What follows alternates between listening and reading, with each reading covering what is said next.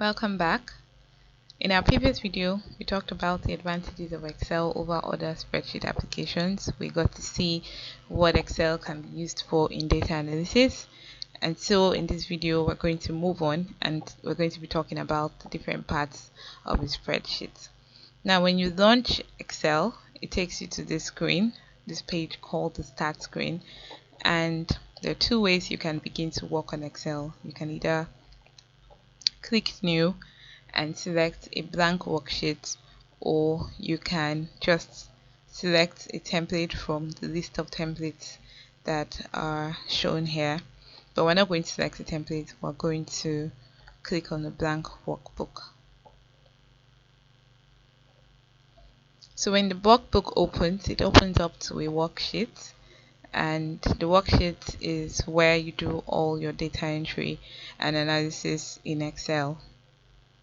And a workbook consists of different worksheets. So if you look down to where my cursor is, you would see sheet 1, which is this current sheet that is opened. You see that it's open and is named sheet 1. That's how Excel names worksheets by default. If I needed another worksheet, all I need to do is click on this plus sign and I'll be able to add another worksheet. As you can see, what if I want to name the worksheets? What if I need to make it more meaningful so that I'm able to identify my worksheets? All I need to do is double click on any of the worksheets. So let me double click on sheet 1 and I'll just type over it. So let's call this January sales. Yes, so you see how easy it is. So we already renamed sheet 1 to January sales. Another way to rename sheets would be to right click on it. So when you right click, this box comes up and then you can click on rename and then it highlights it so you can type in what you want to call it. So let's call this February sales. And just like that, you can rename sheets. If you look to the left, to my right hand side, you would see this long bar here. It's called the scroll bar. And if we go up this area here, all these tabs that you see are called the ribbons. They are called, this is the ribbon, and then it is made up of tabs. So we have the file tab, we have the home tab, we have the insert tab, we have draw, and so on and so forth. So the home tab is open and we can see different commands that we have here. These commands are organized into different groups. For instance, this is the clipboard group.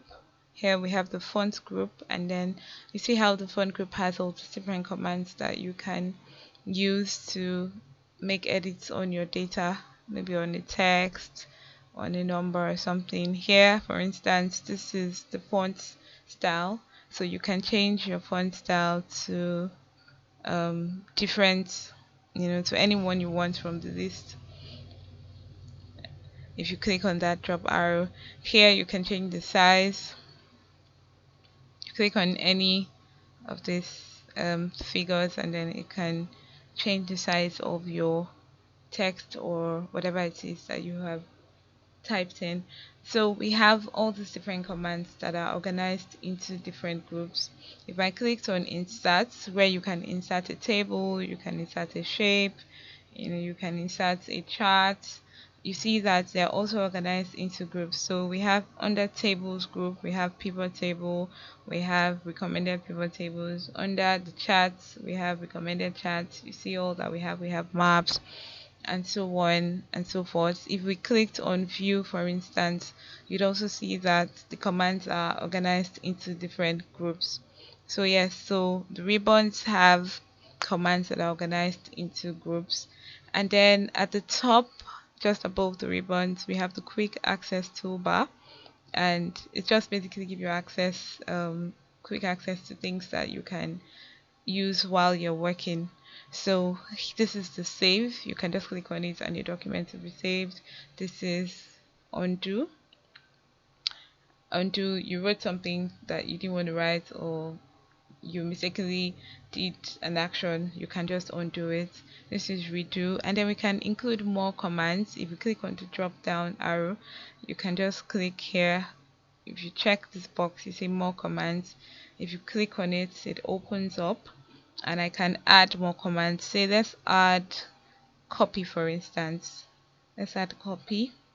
You click on add, click on copy, and then click on add, and then you just click OK, and then you see that we now have copy on our quick access toolbar. Yeah, so this is where we're going to stop this video for now. In the next video, we're going to go into entering data into your worksheet. See you then.